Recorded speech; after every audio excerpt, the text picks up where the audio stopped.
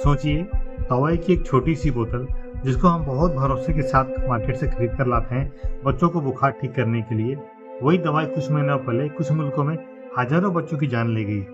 ये कहानी कुछ मुल्कों की नहीं है, ये एक चेतावनी है हम सब के लिए। आगे हम बात करेंगे इसी के मामले में कि ऐसा क्या था, क्यों हुआ और हम सबको क्या क्या सावधानी बरतनी है। इसमें हम आगे आप सबसे बात हो जाती है। 2024 में गाम्बिया, उज्बेकिस्तान, कजाकिस्तान जैसी जगहों पर कुछ कफ सिरप में एक बहुत ही जहरीला रसायन पाया गया। आप सोच रहे होंगे तो भाई ये उस मुल्क की बात है, हम यहाँ क्यों बात कर रहे हैं। ये बात इसलिए यहाँ करना जरूरी है क्योंकि ये दवाई हमारे इंडिया में बन रही थी और कहीं ना कहीं इस तरह की दवाइयों का इस्तेमाल हम भी करते हैं, तो हम आगे आपको बताएंगे। इस तरह की कफ सिरप का इस्तेमाल करने से कुछ ही दिनों में इसने बच्चों के गुर्दे फेल कर दिए और कुछ ही दिनों में 100 से ज्यादा बच्चों की मौत हो गई। तो ये बात आप सबको पता होगा। ये जो कफ सिरप है इसका प्रोडक्शन हमारे इंडिया की फार्मा कंपनी ने किया था। जैसे ही ये बात का खुलासा हुआ, भारत सरकार ने कड़ा स्टेप लेते हुए इन दवाइयों के एक्सपोर्ट पर तुरंत से रोक लगा दी, तुरंत से बैन लगा दिया और तुरंत से इन्होंने नई टेस्टिंग की गाइडलाइन जारी कर दी।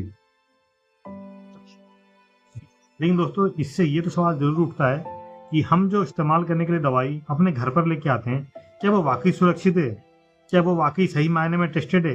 क्या वो सही सभी मायनों में कड़ा उतरा है, सभी पायदानों पे खरा उतरा है? और दोस्तों, इस तरह की बातों को लेकर जब मैंने मेरे फैमिली डॉक्टर से कंसल्ट किया, उनसे जब पूछा तो उन्होंने कुछ बातें मुझे बताई जो मुझे बहुत अच्छी लगी। तो वो मैं चाहता हूँ मैं आप सबके साथ शेयर कर रहा हूँ स्टेप बाय स्टेप। सबसे पहला तो ये है कि आप कोई भी दवाई लें तो सबसे पहले रजिस्टर्ड डॉक्टर के कंसल्ट से ही दवाई लें। खासकर बच्चों के मामले में तो बिल्कुल लापरवाही ना बरतें, बिल्कुल भी नहीं। बैच नंबर, मैन्युफैक्चरिंग और एक्सपायरी डेट तो जरूर देखें। और दोस्तों, बाकी सब ठीक होने के बाद भी अगर दवाई पे किसी तरह से बदबू आ रही हो या फिर वो देखने में उसका कलर थोड़ा अलग टाइप का लगे या फिर टेस्टिंग में भी कुछ अलग टेस्ट मालूम चले, तो बिल्कुल इस तरह की तीनों चीजों में से कोई भी चीज अगर हो रही होगी तो उसका इस्तेमाल आप बिल्कुल भी ना करें। बच्चों को खुद से over the counter medicine, cough syrup बिल्कुल भी ना दें। डॉक्टर से कंसल्ट करने के बाद ही उनको आप दवाई दें। हमारा लिया गया छोटा छोटा सा स्टेप एक बहुत बड़े घटना, बहुत बड़े किसी ऐसी अनहोनी को रोक सकता है। तो हमारे मुल्क में लाखों लोग जेनेरिक और चीप मेडिसिन खरीदते तो हैं, लेकिन कुछ लोग इसका गलत फायदा भी उठाते हैं। अगर हमसे मिलकर दवाइयों की असलियत को चेक करें, सस्पिशियस प्रोडक्ट के ऊपर में हम जरूर कंप्लेन करें या उसके हम सब मिलकर दवाइयों की असलियत को चेक करने की कोशिश करें, सस्पिशियस प्रोडक्ट की शिकायत करें। इस तरह से बड़े बड़े हादसों को रोका जा सकता है, क्योंकि ये समाज हमारा है, ये घर हमारा है। हर किसी की सुरक्षा की जिम्मेदारी सिर्फ पुलिस या डॉक्टरों की नहीं है, कुछ हद तक वो हमारी भी है। तो हमें भी अपने लेवल में काम करना चाहिए, करना होगा, तभी जाकर ये समाज एक अच्छे समाज में गठित हो पाएगा। दवाई इलाज के लिए होती है, खतरा बनने के लिए नहीं। ये वीडियो किसी कंपनी को बदनाम करने के उद्देश्य से नहीं बनाई गई है, बस लोग जागरूक हो जाएं, परिवार जागरूक हो जाएं। इसलिए हमने उन कंपनी का नाम भी आपको नहीं बताया, क्योंकि गवर्नमेंट ने ऑलरेडी वैसे कंपनी के उन प्रोडक्ट्स के ऊपर बैन लगा चुके, अपने नई गाइडलाइन, नई टेस्टिंग जारी कर रहे हैं। फिर भी अब हमारी जिम्मेदारी है कि हम अपने लेवल में अपने चीज़ों को जरूर इंक्वायरी करें, डॉक्टर से कंसल्ट करके ही भी अपने घर और परिवार तक, दोस्तों तक ये मैसेज, ये बात जरूर पहुंचाएं। इस वीडियो के माध्यम से पहुंचाएं, बोलकर पहुंचाएं, मैसेज के द्वारा पहुंचाएं। जैसे ही पहुंचाएं तो ये सुरक्षित मेडिसिन सुरक्षित जिंदगी है। इसलिए हम सबको सुरक्षित मेडिसिन ही लेना है, वही वो हमारा हक है, वो हमारा नैतिक अधिकार भी है। तो ये बहुत ही गंभीर मुद्दा है, इसको बिल्कुल हल्के में ना लें।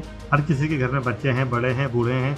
मेडिसिन आज के वक्त में हर घर की जरूरत बन चुका है, हर घर पे मेडिसिन अवेलेबल है। हम जब बचपन में थे ऐसा नहीं था, अब वो ज़माना आ गया है, हर घर पे हर तरह की मेडिसिन, हर कोई मेडिसिन के ऊपर निर्भर है।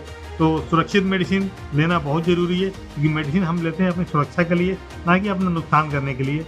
और ख़ासकर बच्चों को तो रखना बच्चों को सेफ रखना बहुत ज़रूरी है, क्योंकि वो हमारे आने वाले देश का भविष्य है। तो भाई कभी भी अपने मामले का बात अलग है, बच्चों के मामले में कभी भी लापरवाही ना बरतें। बच्चों के मामले में अक्सर डॉक्टर से कंसल्ट करने के बाद ही मेडिसिन लें। मेरा आप सबसे हाथ जोड़कर हम्बल रिक्वेस्ट है। बाकी आप हमारे चैनल को लाइक और सब्सक्राइब इस मामले में करें ना करें वो आपके ऊपर है। हम इस वीडियो के ऊपर में सब्सक्राइब आपसे नहीं मांगेंगे, बस इतना जानना, सिर्फ बस इतना बोलना चाहेंगे कि ये वीडियो आप अपनों तक जरूर शेयर करिए, क्योंकि अपनों की सुरक्षा हम सबकी सुरक्षा है। अगर बच्चे, हमारे बूढ़े सुरक्षित हैं, हमारे जवान सुरक्षित है, तो देश मजबूत है, समाज मजबूत है और हर चीज़ मजबूत है। तो बिल्कुल दोस्तों अपना ख्याल रखिएगा, छोटों को प्यार बड़ों को सम्मान देते रहिएगा। जय हिंद।